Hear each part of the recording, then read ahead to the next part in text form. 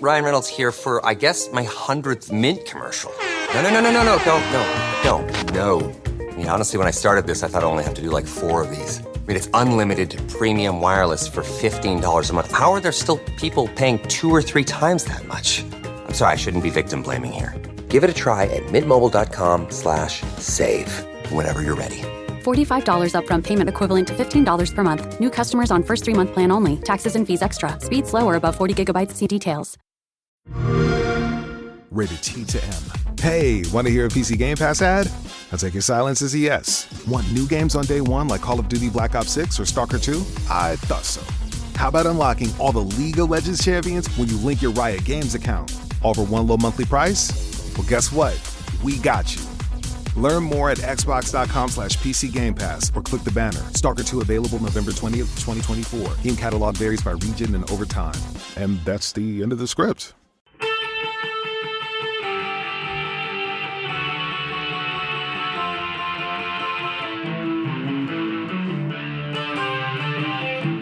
This is the Daily Blast from the New Republic, produced and presented by the DSR Network. I'm your host, Greg Sargent.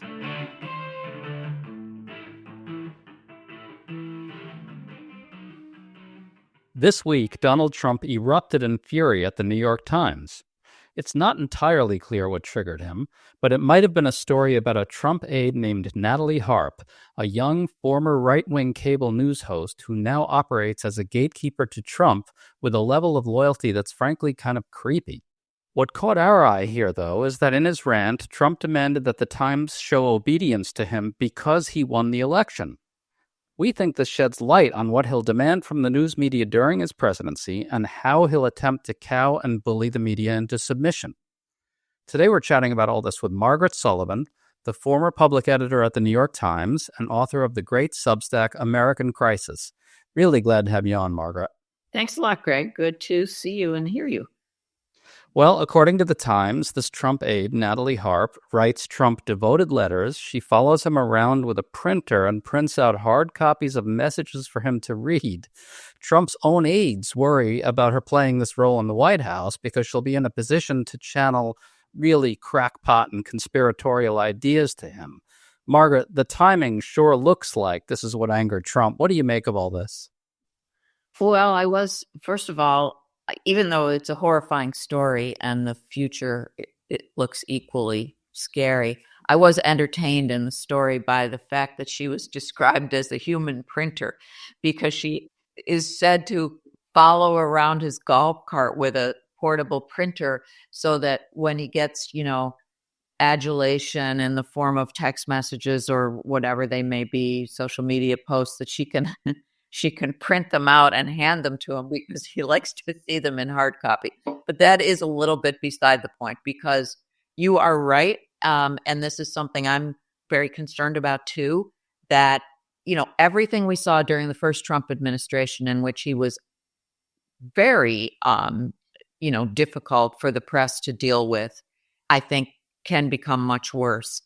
I want to read a key part of Trump's rant about the Times. He said, "I don't believe I've had a legitimately good story in the New York Times for years, and yet I won in record fashion the most consequential presidential election in decades. Where is the apology?"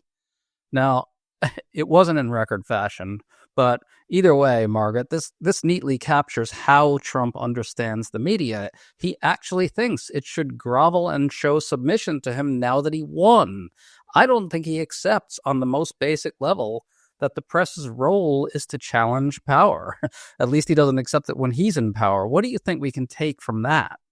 Yeah, I mean, it is in some ways it's nothing new. He's always been very manipulative about the press, and he does not understand that the press is there to help citizens hold him accountable. That is just has never entered his mind, or if it has, he's quickly dismissed it.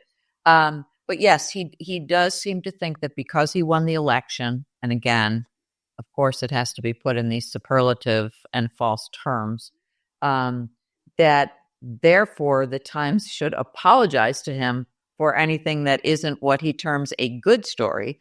And a good story, of course, is a story that flatters him and makes him look great. And, I think we know, and your sophisticated listenership here knows that that is not what the New York Times should be doing in any way. So, I do think that he has this thing about, I have a huge mandate here and everybody needs to get in line and bow. So that is worrisome for sure. Well, you had this piece outlining the threat a second Trump term poses in The Guardian. And as you pointed out, things are going to be very different this time. The Supreme Court is, if anything, more likely to rule against the media if and when cases come up. And to your point about mandates, he won the election after actively threatening to yank broadcasting rights of networks that anger him. So he's going to think he's got a popular mandate to essentially grind the media into the ground, don't you think? I do. And I think also that those who voted for him, many of them would agree with that. They hate the press and they hate elite institutions like the New York Times and the Washington Post. So I'm sure they would stand by cheering, but that's not how democracy works, actually. And there are many, many people in the U.S. who would not want to see that happen, and it shouldn't happen. And it is heartening in some ways that every time Trump constantly threatens to sue journalists, and he sometimes does. He has 2 suits that are current right now, and they don't tend to go anywhere. So, but that, as you say, could change because he has more judges that, he has the Eileen Cannons of the world, and he has his very sympathetic, right-leaning, to say the least, Supreme Court. So, if he finds a case that could go to the Supreme Court and could do damage to, existing precedent, I think he would love to do that. And I wouldn't be the least bit surprised to see it. Well, let's talk about that. What specifically do you think Trump can do to use state power in an effort to bully the media into submission, and how successful do you expect that to be? Like, what precise things can he actually try? Well, he can do a lot of things. He can threaten to yank broadcast licenses. He can, this is sort of a little bit separate, but he can pull back the funding or the leadership of organizations like Voice of America, which, does come under the control of the federal government. He can go after, I think this could easily happen. He could go after journalists who have used information given to them by a source that is classified. And he could make an example out of them using something like the Espionage Act, which in the past has been used to punish or try to punish, government officials who've taken classified information and given it to the press. But it hasn't successfully been used very much or at all, maybe against Reality Winner, come to think of it, but very little against journalists themselves. But I would expect to see more of that, and I would expect to see Trump and his people looking for a good example that can be made of someone to do just that to, and therefore, throw journalists in jail under the aegis of the Espionage Act. I mean, he told Jim Comey back in his first administration that he wanted to do that, and I do think that Reality Winner was punished in that way. But again, she wasn't a journalist; she was a source. So I think what could change here is that the reporters who get that information and publish it, or their news organization, could be the target.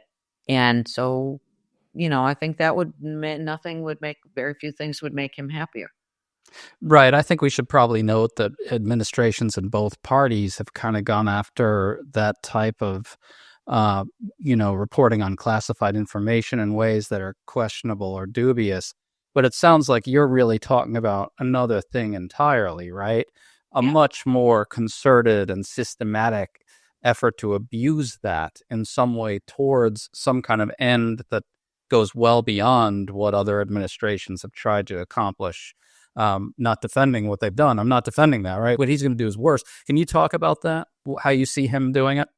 Right. Barack Obama did not have a great record with this, and his administration, his Justice Department, did use the Espionage Act to go after leakers. But let's just say, and I don't want to give anybody any ideas, but let's say some national security reporter at a prominent news organization publishes a story, a public interested story that should be published based on classified information. And I'll just remind people, historical note here, the Pentagon Papers would have fallen squarely into that category.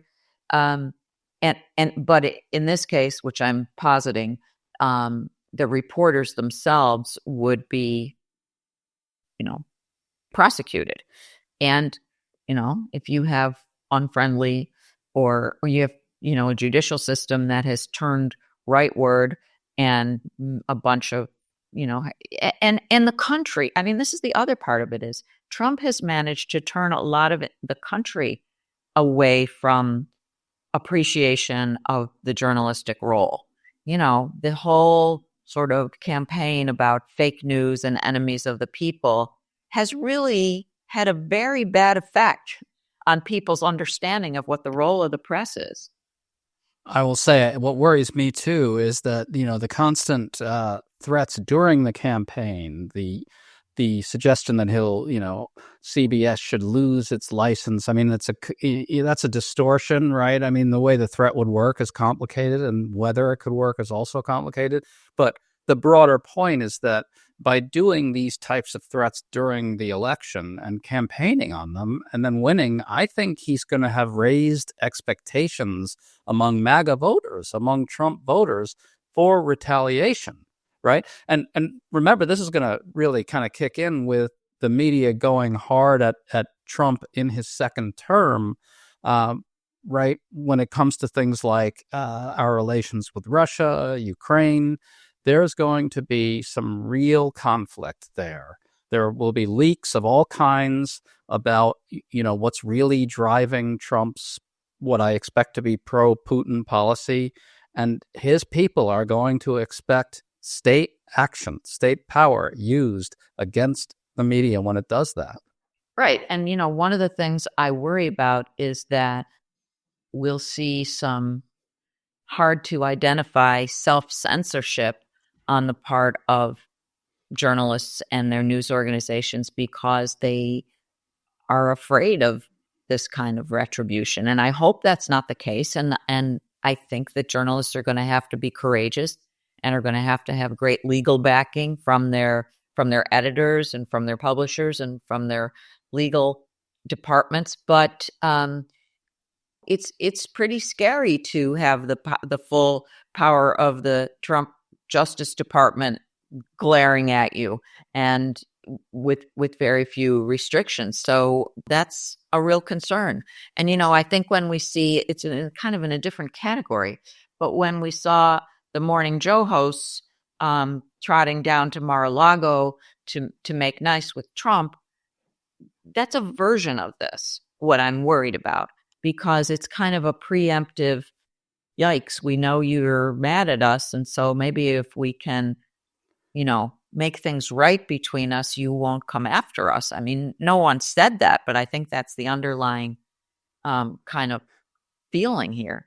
So it's a weird dynamic. I mean, we certainly want the press to be aggressive and assertive and to do its job. And at the same time, no one wants to see a national security reporter getting tossed in jail or something. So it's going to be I'm afraid, a wild and disturbing ride.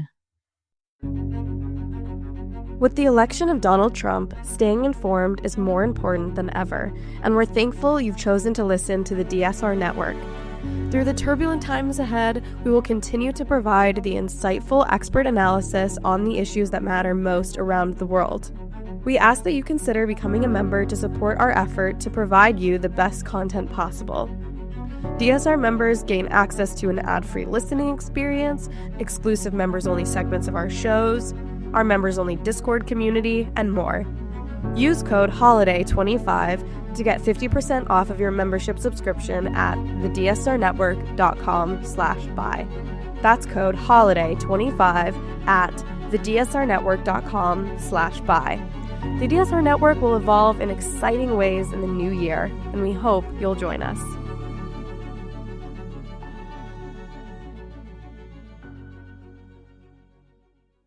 Indeed. I want to ask you about this idea of self-censorship under that kind of pressure. You have some experience and insight with what happens inside the New York Times. You were public editor. How do you think editors and newsroom leaders experience criticism like this from Trump? Do they see it as something to worry about? Do they get anxious about being perceived as being biased against Trump? I mean, how does this sort of stuff register internally there?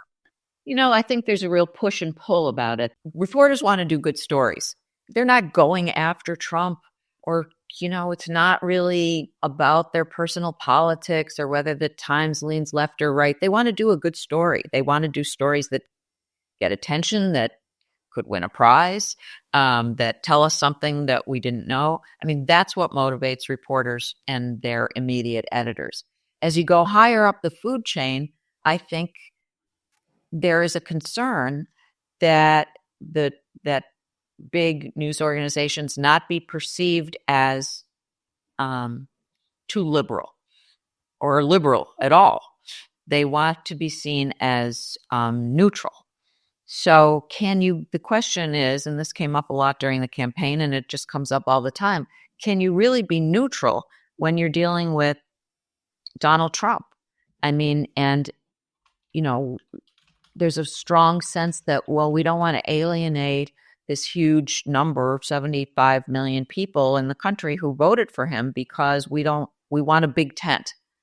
We want all the customers and all the readers and everybody we can get.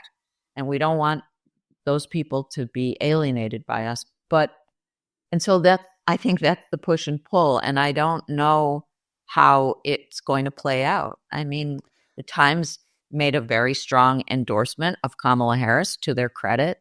And at the same time, some of the coverage of Trump has been, very white glove, careful. So I guess we'll see. It's really interesting. I've always thought of the Times coverage as being almost like a split screen effect, right? On the one hand, you've got all this fantastic reporting laying out fully in detail Trump's authoritarian plans for a second term. That reporting didn't pull punches. It was professionally done, really revelatory and powerful. So that's on the one hand, and nobody would deny that happens, that great reporting. But then on the other, you get these headlines that just clearly, sane wash Trump. And what puzzles me is how the New York Times top people react when we point that stuff out. It's so mysterious, right? Well, Joe Kahn. I already know how they react. I really do. I think that they don't. There is so much criticism coming at the Times from every side at all times. You've got Trump over here saying how terrible they are and using horrible, defamatory, abusive names for reporters. And then you've got people on the left saying you're sane washing him. And there's so much coming at the Times that I think there's a tendency there to shut it all out. And when they, dismantled the public editor's role, a role that I held, as you said, I think that was unfortunate because this was, sort of well-intended criticism that really emanated from the readership that they don't hear anymore. So there's a lot of noise out there, and I think there's a tendency to say, we'll handle it. We know what's right to do, and we're not going to respond to criticism. Can I ask you about that? So they did away with the public editor, and I guess the effect of that is to actually screen out the good faith criticism, the criticism that's actually pretty legitimate. I mean, you would register the criticism that you thought was valid and not register the criticism that you thought was invalid. And this is the thing that I think people like Joe Kahn won't admit to. But there's a type of media criticism coming from liberals. Not all of it. There's plenty of crap out there on the internet on both sides, of course. But there's a certain critique that's actually pretty careful and considered that comes from liberals that really tries to acknowledge the good work that the Times does and really tries to get specific about where the conventions of political reporting are kind of breaking down in the face of a challenge like Trump's mendacity and level of totalitarian propaganda and so forth. And so it seems to me that without a public editor there, they no longer have to acknowledge that there's real criticism and fake criticism that's meant to, that's meant to gain the coverage. You know what I mean? Yeah, I do. And I agree with that. I think that there may be, they may hear some legit criticism and take it seriously. For example, if someone withstanding writes, Joe Kahn or Carolyn Ryan or Mark Lacey, so are the top 3 editors at the Times, a considered email pointing out, with just the right tone, some of the things that they object to. They may read those kinds of things and take them in, and there may even be some discussion of it. But for the most part, I think there's a kind of like, there's just so much coming at us all the time. We're going to do what we know is right. And we're going to, plus the fact that the Times is very successful, uniquely successful financially right now. And I think that gives them a sense of, how well we're clearly doing it right. And that, that doesn't allow for a lot of openness to criticism. Yeah, I mean, one thing that really bothers me about the way the Times handles criticism is with Joe Kahn in particular, we heard a lot of him saying over and over and over that liberals just want the Times to be anti-Trump.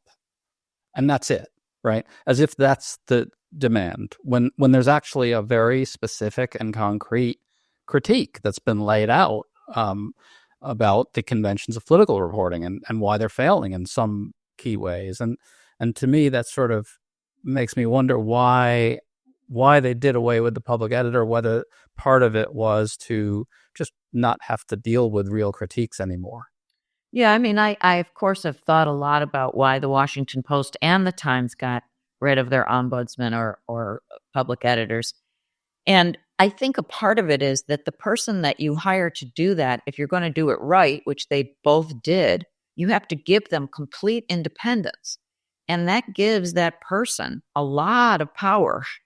And, if you got to trust, and, you have to trust when you hire the person, and just then say, okay, go do your job for 2 or 4 or whatever number of years it is. And if you have someone who, is less than, very even-tempered or is making weird judgments or whatever, there's not a lot you can do about it. So I think there's a fear of that kind of comes with the territory and has been a factor. And then there's also, I think, the sense that with all that criticism, and they said this, with all that criticism out there, why should we have someone on our payroll whose job it is to criticize? And of course, that's a very different thing, because what you can accomplish as a public editor is take the complaints of the readers or your own observations, take them to the decision makers, get their answers, and take those back to the readership in the very organ, in that news outlet where they're going to see it. So it's not the same as a tweet. It's not the same as a Twitter thread or any of that other stuff. It's a very different kind of, and I think a more useful and a more responsible kind of way to go at it. But, they made their decisions, and I'd be shocked if it was reversed. It never will be. That's really unfortunate. There's one episode that I want to just kind of bring up because it was an interesting one. You may remember that during the campaign, a bunch of us were just blasting away at the Times to try to get them to cover Trump's mental and temperamental unfitness for the presidency with the same kind of crusading zeal that they covered Biden's age, right? and they rejected the criticism over and over, said it was just partisans wanting the Times to be on their side, which was baloney, but that's what they said. And then all of a sudden, they do this immense piece by Peter Baker, which actually did the thing that many of us wanted them to be doing. And it actually seemed to me a little bit like a response to criticism. What do you think of that? I mean, is that a cause for thinking that maybe sometimes criticism gets results? What's your sense of it? It's hard to know where that piece came from. It may, what the basis of it was or what the motivation was for it. It may have been Peter Baker's own or the Washington Bureau's own observations and people they talked to. It could possibly have had something to do with outside criticism. And, I guess the other thing I just want to mention here is that now with some perspective after the election and knowing how, people who were reasonably well informed reading the Times, whatever their headlines and whatever their sane washing and whatever was, generally did not vote for Trump. And the people who were tuned out of the news or who were listening to right-wing podcasts were the ones who voted for Trump. And so in some ways, it seems pointless to pick away at wording in headlines in the New York Times because I think the media problem is a much bigger one than that. Yeah, it absolutely is. I wonder whether there's a way to take that fact that you just laid out and sort of use it to say, well, in some sense, institutionally, the press corps is not informing large swaths of the citizenry. I don't know if that's the fault of this one headline or that headline, but it does seem like a problem. Well, I felt that mainstream media overall, which does still have a huge impact, they did stories and they did coverage, but they never really got it across to people what they're now going to see and are starting to see already. Tariffs and perhaps dismantling parts of Social Security or Medicare, all these things that people really aren't going to want, or whatever is going to happen to the Affordable Care Act. All these things was there really an effort to see if that was getting across, which is different from we did a story about it. Exactly. It's not a box checking exercise. I think you really nailed it there. That's the question, right? Did the press as an institution really get across what a Trump presidency is going to bring? I think not. Can I ask, to close this out, just to return to this question of how Trump is going to bully the press into submission and stuff. You brought up the case of the Washington Post. As you recall, the Washington Post declined to endorse, and this came under heavy criticism, lots of cancellations of subscriptions and so forth. I've got to think that what that tells us is that there's an immense appetite out there for the media and other institutions to not fold in the face of the Trump threat. And I'm wondering, are there prospects for this public kind of outcry to maybe shore up our institutions or get the media to not fold? I mean, can we sort of feel a little optimistic that if, I don't know, the subscription bases really do wield their power, that maybe these institutions will listen? Well, I hope so. I think that when 250,000 people canceled their subscriptions in anger at the Washington Post, and when MSNBC's Morning Joe sees its ratings slide after the visit to Mar-a-Lago in the coveted demographic by as much as 40%, from what I've read, at least in the initial period, that has to send a message, and it sends the message where it can be heard, which is, unfortunately, the message will be heard most if it cuts into profits or the possibility of profits. I mean, the Washington Post is losing lots of money, so it's really a big problem. So, I hope that these things at least give the sense that, wow, there's some people out here who would really like to see the press do its job. And maybe we need to be thinking about that. Well, there's going to be a lot of work to be done on the part of ordinary citizens and news consumers. That's for sure. Margaret Sullivan, thank you so much for coming on with us. This was just awesome. Thanks a lot, Greg. Thanks for having me. You've been listening to The Daily Blast with me, your host, Greg Sargent. The Daily Blast is a New Republic podcast and is produced by Riley Fessler and the DSR Network.